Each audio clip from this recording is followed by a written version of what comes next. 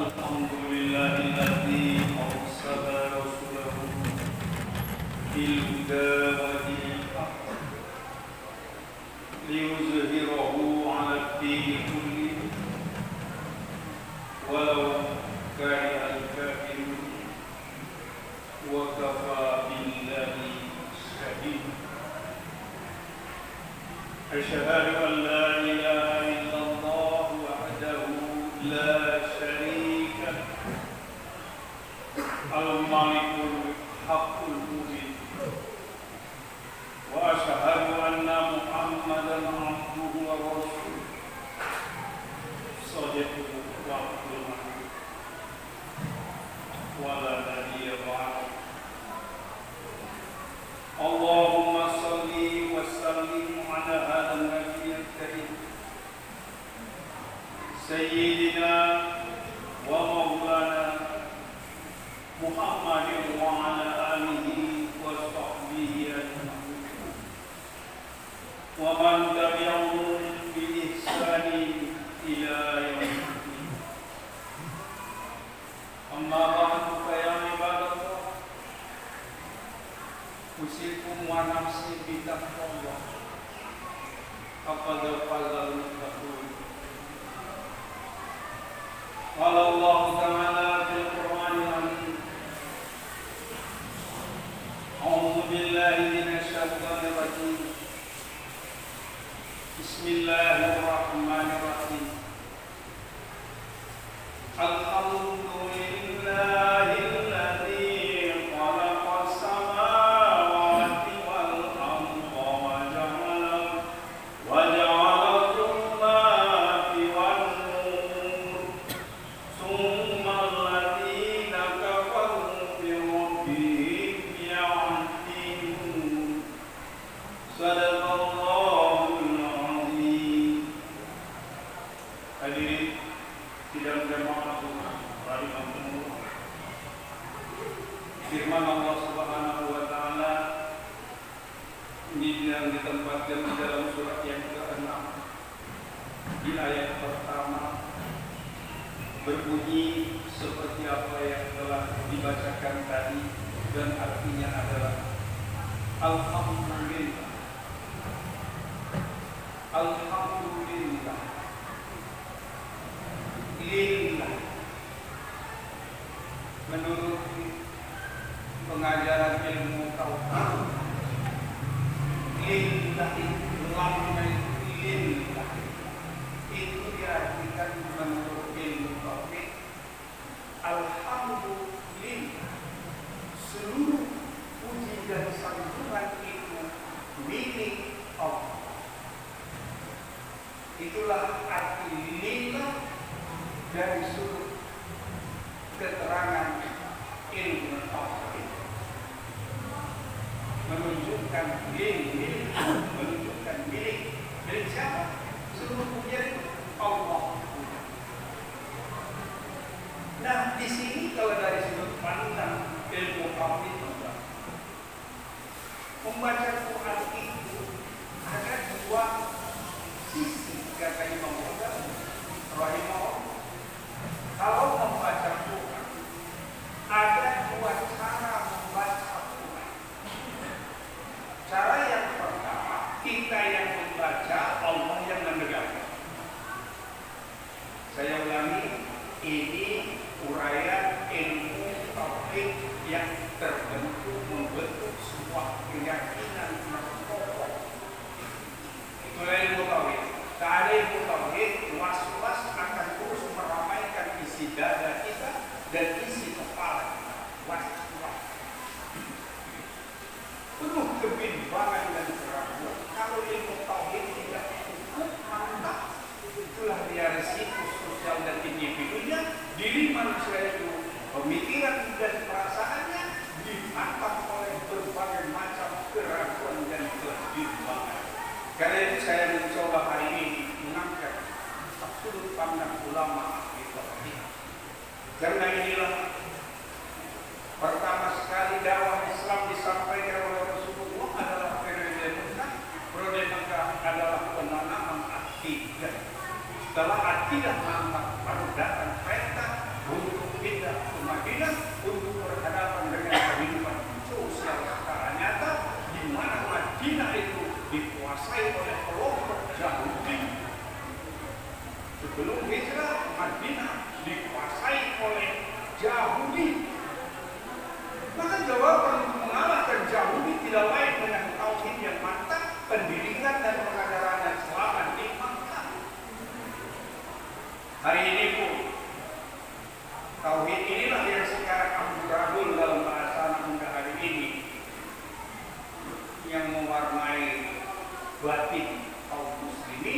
Tidak peduli orang melarat atau konglomerat, ustaz atau pejabat.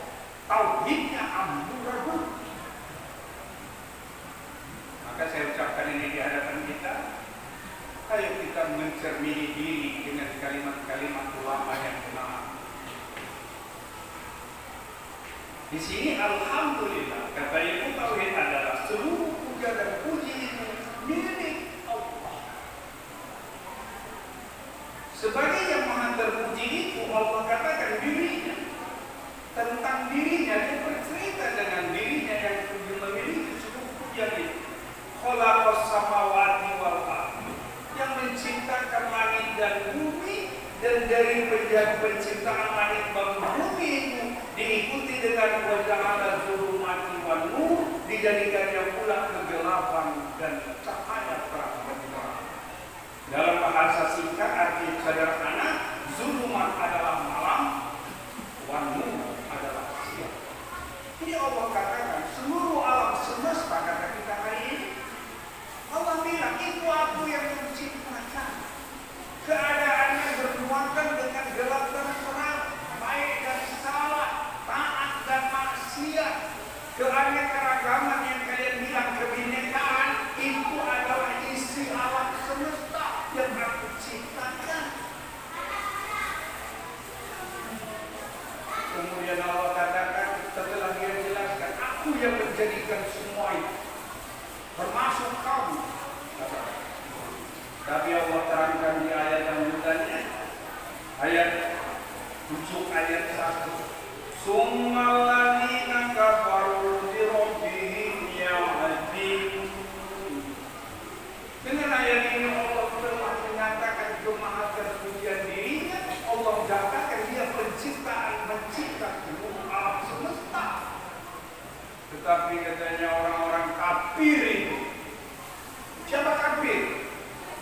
Secara bahasa kafir adalah bahasa tauhid. Allah katakan kafir itu siapa? Itu orang-orang yang aku tutupi kesadaran akalnya. Kututup kesadaran akalnya tentang keberadaan diriku. Itu dari Allah bahasa aku tutup hatinya untuk mempercayai aku. Secara syariat, tutup hati mereka untuk menerima kerasulan Muhammad Sallallahu Alaihi Wasallam. Itulah kafir. Akhirnya kata kita mereka yang menolak ke Islam. Allah sudah katakan summal ladzina kafaru bi rabbihim ya'dilun. Orang-orang kemudian orang-orang kafir itu yang aku tutupi hatinya menerima ketuhanannya, mengakui keesaan diriku. Mereka itu yang adilun, berpaling terus, tidak mau tahu seruan Islam. Itulah pernyataan Allah. Itulah pandangan uraian tafsir menurut ilmu tauhid ketika Allah yang membacakan Quran. Kita adalah yang menyimak. Tapi ketika kita membaca Quran kata Allah menyimak. Nah ini memang tidak bisa dikuasai hanya dengan mendengar Islam pada hari Jumat atau mendengar cerita Islam di lewat TV. Tidak. Ngomong kosong itu lewat TV, ngomong kosong. Itu bukan tuntunan, tapi hiburan. Jadi kalau mau mentauhidkan diri, jangan cuma buat organisasi. Apalagi pejabat cerita agama yang tak jelas ilmu agamanya. Itu apa didengar ini? Ini surat Al-An'am ayat 1. Coba diskusikan di rumah bersama para ustaz-ustaz di saat kita dilarang untuk keluar rumah.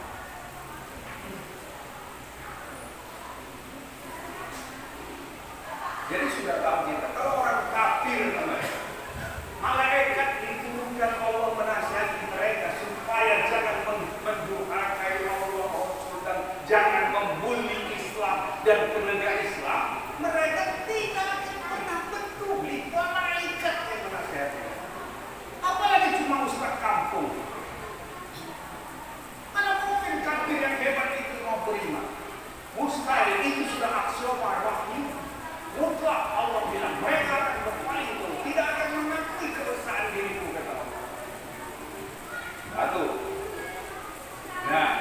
Saya ceritakan dulu bagaimana kelanjutan keterangan ayat ini tentang orang kafir itu. Di ayat 3 Allah katakan, atau di ayat 4. Ini ada juga di dalam surah Yasin.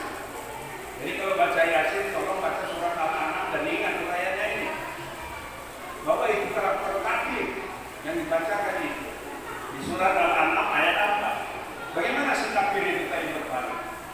Wa ma ta'tihim min ayatin min ayati rabbihim illa kanu anha mu'ridin.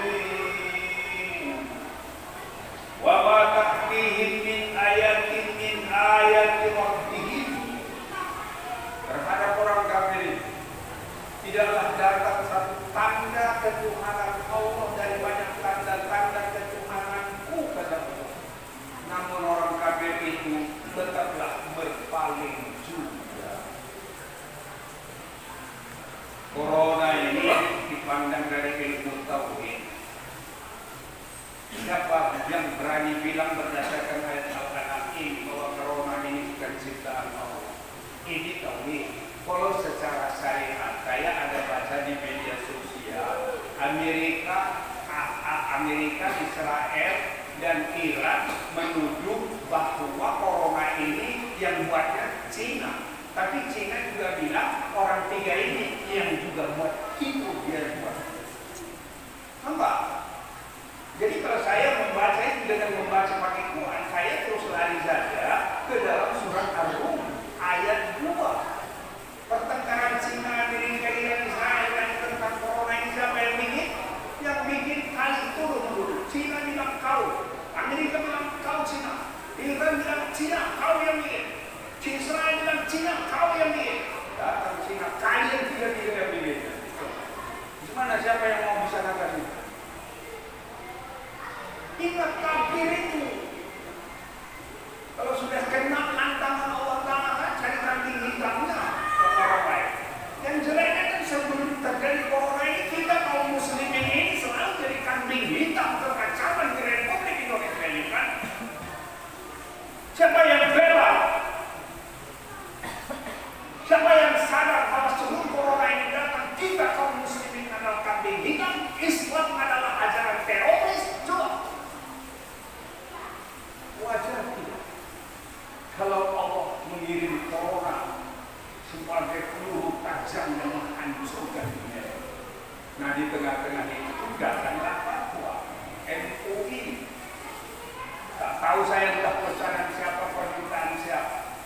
Yang terakhir saya baca di media sosial, wakil presiden yang mantan jadi itu bilang kalau MUI bikin fatwa sholat tanpa wudu dan tayamum. Sekedar itu aja ditulis di media sosial. Coba anak muda milenial sekarang saya tanya, bagaimana pelaksanaan sholat tanpa wudu atau tayamum untuk para petugas medis yang merawat orang tertimpa corona?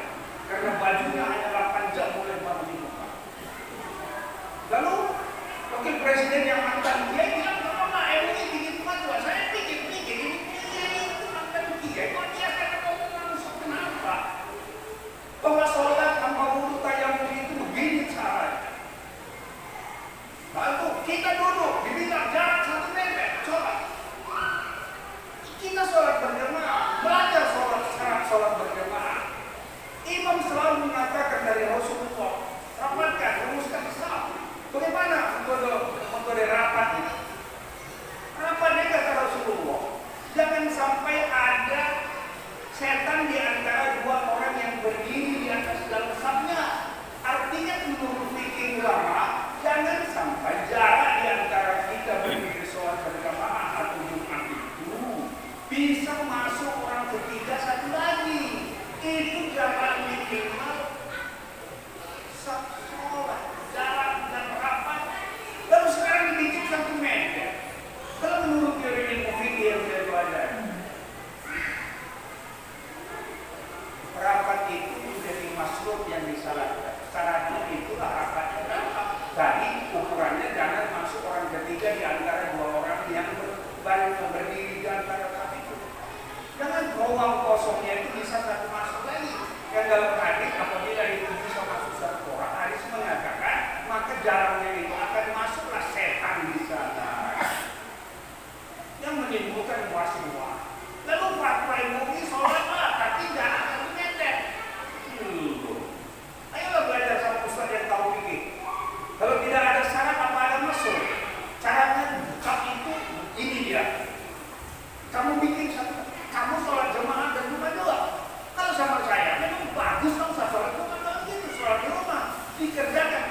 memenuhi syarat, bagaimana?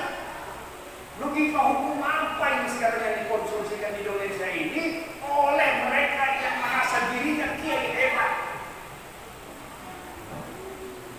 Lalu kita yang sekarang ini, yang kebanyakan tidak memahami seluruh agama ini secara mental, sebagaimana ulama-ulama masa lalu ikut juga cakap pejabat yang tak tahu agama itu.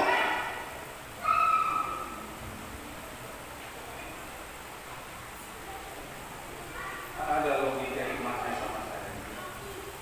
Karena tauhid itu harus sinkron dengan syariat. Syariat itu harus sinkron dengan tauhid. Jadi kalau sholat tanpa wudu tanpa tayamum, bagaimana? Itu namanya kalau dalam kitab-kitab lama, sholat menghormati waktu. Sholat menghormati waktu. Di dalam kitab Sabilul Muqtadi dicontohkan, sekiranya seseorang itu diikat oleh musuh di sebatang pohon kayu sehingga tak bisa untuk membebaskan diri dari untuk kerja sholat, maka dia sholatlah dalam posisi bagaimana diikatnya. Tidak peduli kiblat di mana-mana, tidak peduli ada wudu atau tidak peduli ada najis dan apa dalam dirinya atau tidak. Sholat tapi niatnya sholat menghormati waktu. Kalau ini dikerjakan, konsekuensinya apa? Kalau selamat dari ikatan musuh itu, maka dia wajib qadha. Itu syarat sholat tanpa wudu tayamum, tapi tidak dijelaskan oleh wakil presiden yang mantan kiai. Lucu ya. Mau kemana umat Islam Indonesia ini dibawa? Tapi umat Islam juga salah. Kita selalu merasa sudah puas beragama ini kalau sudah sholat sama puasa, kalau bayar zakat. Tambah naik haji, wah udah puas betul kita beragama. Udah dapat nikmat betul. Saya tidak salahkan itu, tetapi tidak sempurna itu anggapan.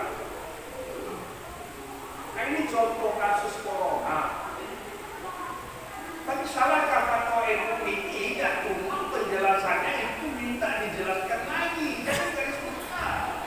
Karena ulama-ulama zaman dulu dalam kitab-kitab mereka semuanya detail dia lengkap. Dalam kitab-kitab lama selalu dibilangkan kalaulah begini kejadiannya, maka berdasarkan dalil yang ini, maka beginilah hukumnya. Itu metodologi fatwa ulama mujtahid abad kedua sampai abad kedua Hijrah. Ini abad milenial ini fatwanya apa? Berdasarkan apa? Berdasarkan kemanusiaan. Di mana dalil kemanusiaan itu? Menjadi dalil bertuhan dan beragama Islam ini. Saya jelaskan ini karena situasi dunia inilah yang sudah digambarkan oleh Rasulullah. Dengan cara-cara yang tadi saya melihat apa tersembunyi di sini isyarat Nabi. Kata Rasulullah dalam satu hadis, "Idza kana akhirul zaman," apabila adalah akhir zaman, dekatlah kiamat. Maka dalam satu hadis ini ada 4 tanda yang disebutkan, tapi dalam kaitan berupa ini saya kedepankan satu di antara tanda kiamat itu adalah yarfa'ullahul rahmata minal qulub. Artinya apa?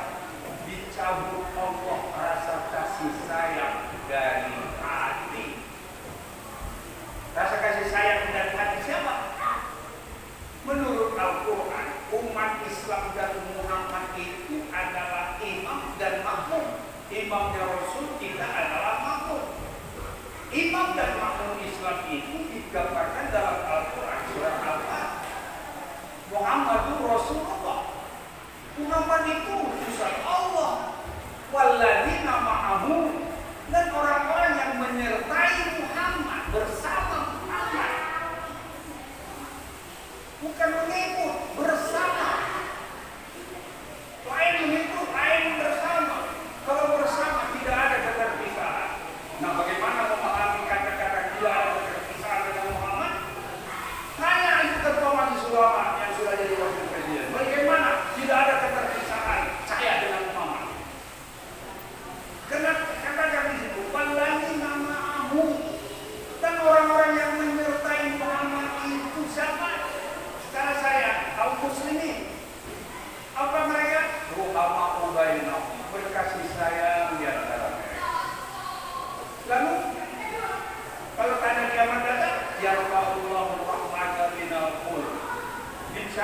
lalu diangkat Allah rasa kasih sayang dari hati kaum muslimin. Sebab-sebab dari perilaku kita itulah dia. Sholat berjamaah jarak 1 meter kata pemerintah, ikut entah apa dalil itu ada 1 meter. Jadi disingkirkan itu dari Nabi, rapatkan saf, luruskan. Khalifah Umar sampai membawa rotan sebelum dia naik mimbar. Sebelum imam mengucapkan takbir untuk sholat, Khalifah Umar bawa rotan masuk berkeliling saf itu semua dari depan belakang. Mana yang masih bengkok keluar dari belakangnya dipukul atau melakukan rotan. Kalau kita bikin minyak begitu bagaimana? Paling kemarin dia mengajukan ustaz yang memukul punggungnya itu KDRT, kekerasan dalam beragama.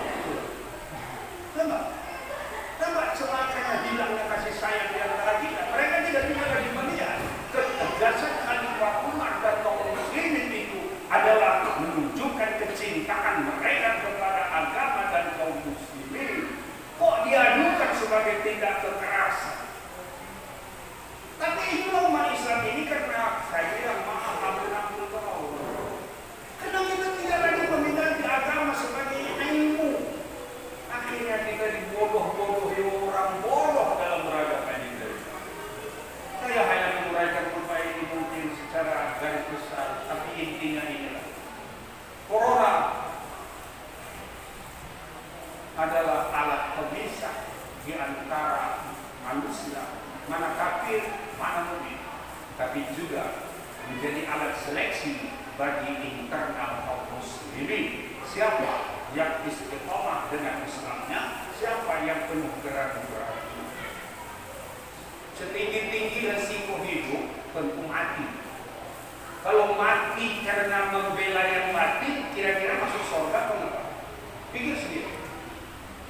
Kalau mati karena corona, pastikan masuk neraka.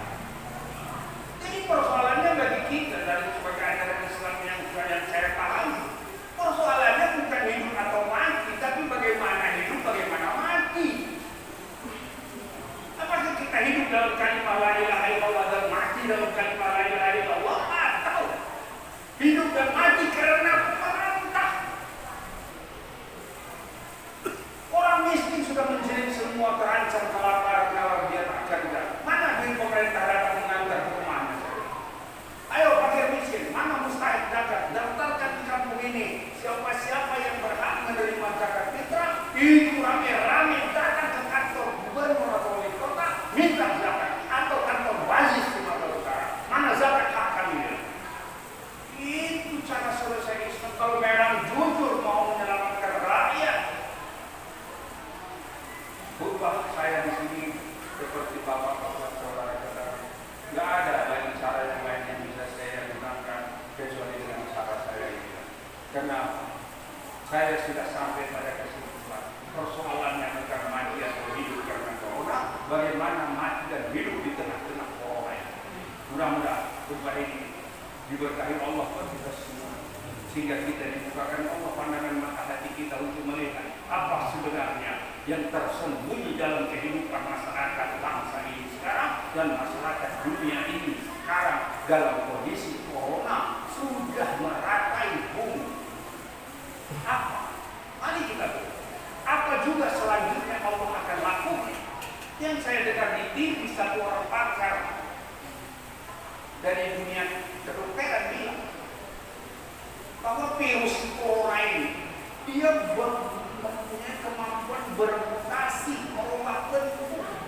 Jadi sekiranya pun orang sekarang ini bisa katanya sudah sembuh sekian ribu orang, tapi virus corona ini bisa bermutasi kepada bentuk lain. Saya berpikir-pikir kira-kira kalau dia mutasi bentuk lain, bentuk apa ya? Saya membayangkan kalau Allah mengirim hawa bau busuk memenuhi ruang udara ini di mana-mana di seluruh dunia, kira-kira kita bernapas bagaimana ya?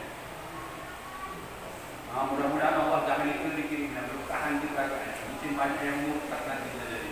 Tapi perlu dikaji tauhid itu supaya jangan murtad dengan ancaman kehidupan dunia hari ini. Demikian barakallahu fi wa lakum fil Qur'an. ونفعني وإياكم بما فيه من الآيات والذكر الحكيم. أقول قولي هذا أستغفر الله لي ولكم ولوالدي ولوالديكم ولسائر المؤمنين والمؤمنات والمسلمين والمسلمات فاستغفروه إنه